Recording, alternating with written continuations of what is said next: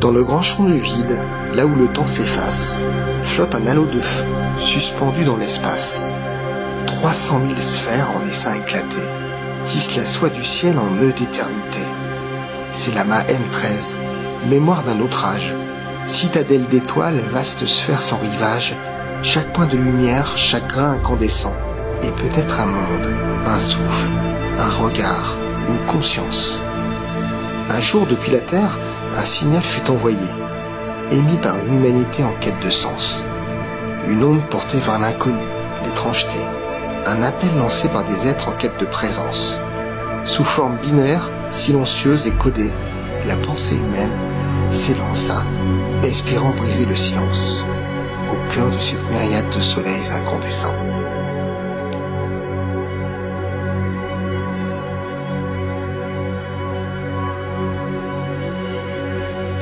Facile à repérer dans la constellation d'Hercule, M13 appartient à la catégorie des amas globulaires.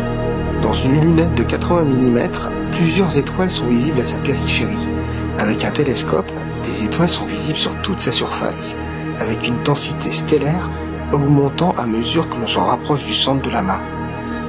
On perçoit tout le relief de M13 dans des télescopes de diamètre supérieur, comme les 200 mm, où la vision devient spectaculaire, donnant l'impression de contempler une sphère remplie d'étoiles d'éclats différents. Situé à 25 000 années-lumière dans la constellation d'Hercule, M13 regroupe pas moins de 300 000 étoiles concentrées dans une sphère de 150 années-lumière de diamètre. Son âge vénérable, estimé à 12 ou 13 milliards d'années, en fait un des objets stellaires les plus âgés de notre galaxie.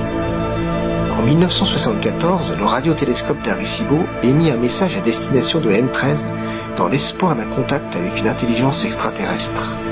Il contenait des données fondamentales sur l'humanité, comme notre ADN, la forme de l'être humain, la population terrestre et notre position dans le système solaire.